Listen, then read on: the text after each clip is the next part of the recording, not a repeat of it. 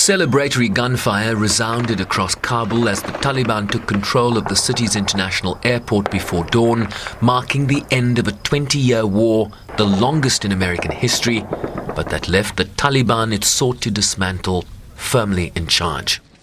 Tonight's withdrawal signifies both the end of the military component of the evacuation, but also the end of the nearly 20-year mission that began in Afghanistan shortly after September 11, 2001. It's a mission that brought Osama bin Laden to a just end, along with many of his al-Qaeda co-conspirators. And it was not a cheap mission. The cost was 2,461 U.S. service members and civilians killed, and more than 20,000 who were injured.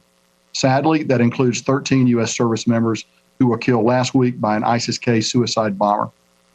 We honor their sacrifice today as we remember their heroic accomplishments. An image from the Pentagon taken with night vision optics showed the last U.S. soldiers stepping aboard the final evacuation flight out of Kabul, shutting the door on a military operation that started in October 2001, claiming over 150,000 lives, mostly Afghans. Today is the day of the departure of the Americans. After the departure of the foreigners, Afghans should start rebuilding their homeland again. They should resolve all political differences through dialogue and take concrete steps for the construction, stability, and peace of the country, and to take such security measures so that the future security of Afghanistan is never jeopardized. With tens of thousands of Afghan allies left behind and thousands more evacuated to third countries, the United States says its mission now has become a purely diplomatic one. We will continue our relentless efforts to help Americans, foreign nationals, and Afghans leave Afghanistan if they choose. We've gotten many out, but many are still there. We will keep working to help them. Our commitment to them has no deadline. We will hold the Taliban to its pledge to let people freely depart Afghanistan. The Taliban is committed to let anyone with proper documents leave the country in a safe and orderly manner. As the UN Security Council passed a resolution Monday pressing the Taliban to uphold human rights to prevent Afghanistan from becoming a safe haven for terrorist groups, while allowing Afghans seeking to leave safe passage out of the country over the abstentions of Russia and China. The recent chaos in Afghanistan is directly related to the hasty and disorderly withdrawal of foreign troops. We hope that relevant countries will realize the fact that withdrawal is not the end of responsibility, but the beginning of reflection and correction. Relevant countries should learn from the lessons, truly respect the sovereignty, independence, and territorial integrity of Afghanistan, and genuinely respect the rights of the Afghan people to determine their own future. It is hoped that relevant countries will effectively change their wrong practice of imposing their own wills on the others and change the hegemonic practice of imposing sanctions or even using force at every turn. A statement from President Biden thanked his military commanders and the women and men serving under them for the execution of the withdrawal. But he still finds himself in a tough spot given the chaos that ensued in Afghanistan over the last 2 weeks, with his predecessor, former President Donald Trump, labeling the withdrawal incompetent, while calling for U.S. weaponry left behind in Afghanistan to either be retrieved or bombed. And so, as the military mission concludes, many loose ends remain, and an administration that must still fully account for why things went so horribly wrong. Sherwin BrycePease, SABC News, New York.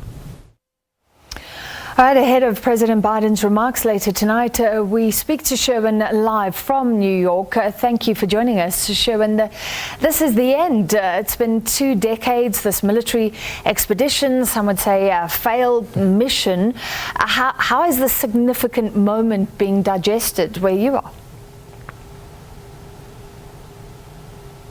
Well, Well, some would also argue, Francis, that it's actually the beginning of the end, right? And I imagine with a great deal of indigestion and a great deal of difficulty in the United States, particularly if you are a former military veteran that was posted in Afghanistan, if you were a diplomat that has worked in the United States Embassy, a 4,000-strong embassy at one point, if you are a women's rights activist that has worked closely with human rights groups in Afghanistan, if you are an humanitarian agent, just the chaos at which everything unraveled in these last days in Afghanistan is a really bitter pill for so many in these parts to digest. But the focus now remains on the tens of thousands of Afghan allies that remain in Afghanistan, that the United States is still seeking to assist to get out of the country if they so, certainly if they so wish to do. And it's something that the Secretary of State Antony Blinken sought to address yesterday in his remarks. Let's watch what he said.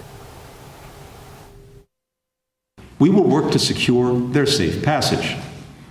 This morning, I met with the foreign ministers of all the G7 countries, the United Kingdom, France, Germany, Canada, Italy, Japan, as well as Qatar, Turkey, the European Union, and the Secretary General of NATO. We discussed how we will work together to facilitate safe travel out of Afghanistan, including by reopening Kabul's civilian airport as soon as possible. And we very much appreciate the efforts of Qatar and Turkey in particular to make this happen. This would enable a small number of daily charter flights, which is a key for anyone who wants to depart from Afghanistan moving forward. We're also working to identify ways to support Americans, legal permanent residents, and Afghans who have worked with us and who may choose to depart via overland routes.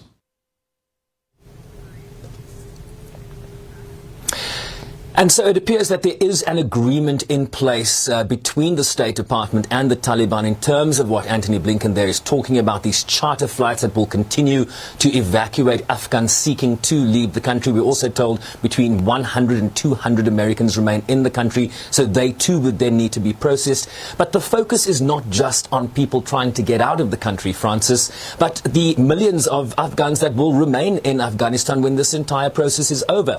The Secretary General of the United Nations a short time ago releasing a statement expressing his grave and deepening concern around the economic and humanitarian crisis facing Afghanistan. He talks about half the population, around 18 million people, needing humanitarian assistance to survive. 1 in 3 Afghans do not know where their next meal will come from. More than half of the children under 5 are expected to become malnutritioned in the coming year, and really appealing to member states to dig deep because the focus has so much been on people trying to get out.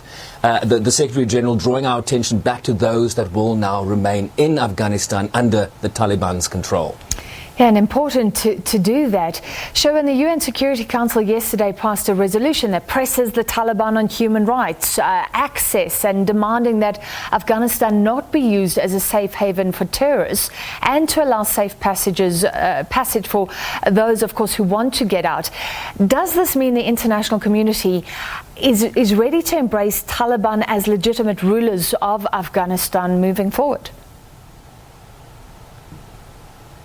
It certainly does look that way, right? They're talking to what they want to see from the Taliban moving forward. Look, countries aren't running to microphones wanting to embrace what they view as a pariah state now under Taliban control. But you do hear, the diplomatic language coming out of Beijing that, the Taliban needs guidance and not perhaps such a big stick that some in the international community want to wield against Afghanistan today. You've also heard from Russia calling on international financial institutions, countries like the United States, to release Afghanistan assets which have been frozen. The World Bank, IMF, for example, holding back, taking a wait-and-see approach here. It was actually a question posed to the U.S. ambassador to the United Nations, Linda Thomas-Greenfield, yesterday, as to whether Washington was ready to recognize officially the Taliban. This was her response. Look, we're not in a place yet where we are prepared to recognize the Taliban. They haven't even formed a government yet. So we need to see what kind of government they form. We insist that that government be inclusive. and that it allows for the participation of women, and that it takes into consideration as it forms itself the rights of all Afghans, including minorities. So we will see what kinds of actions they take before any decisions are made about recognition.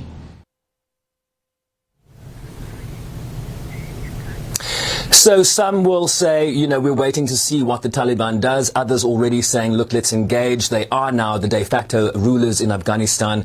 And given the humanitarian needs on the ground, we need to engage in a responsible manner, Francis. Sherwin, our analyst earlier tonight called this one of the biggest security failures in the world. And officials have indicated that the time will come when they'll analyze what went wrong in the last few weeks in Afghanistan. What does that look like? Well, for a member of the Biden administration, it looks like a lot of political blowback. We saw the leader of the House Republicans, Kevin McCarthy, and a group of his members really criticizing how this really played out. And you've heard from officials, including the president himself, that there will be time for an analysis of what happened here. We do foresee congressional testimony, whether in a classified or unclassified setting, given that this was a military operation that went down, testimony from the U.S. Secretary of State, the Secretary of Defense, and other officials as to the planning here, the timeline, why the need to rush to the door, given how quickly the Afghan government and military collapsed, a failure of U.S. intelligence. So one imagines that the CIA director will be called to testify. The difficulty for Republicans here is that they are in the opposition. So in a sense, the saving grace for this administration will be the fact that Democrats control both the Senate and the House of Representatives. There is talk, certainly within the Republican caucus, of possible impeachment of Biden, calling for his resignation. They just don't have the power and the leverage to accomplish that by themselves, and it's unclear whether enough Democrats would back such a move. I doubt it, but there will certainly be some form of retribution in terms of coming before Congress and having to account, certainly, for decisions that were taken by the executive here. All right, so maybe just the beginning of the fallout, the end, like you say. That was SABC News correspondent Sherwin Bryce-Pease.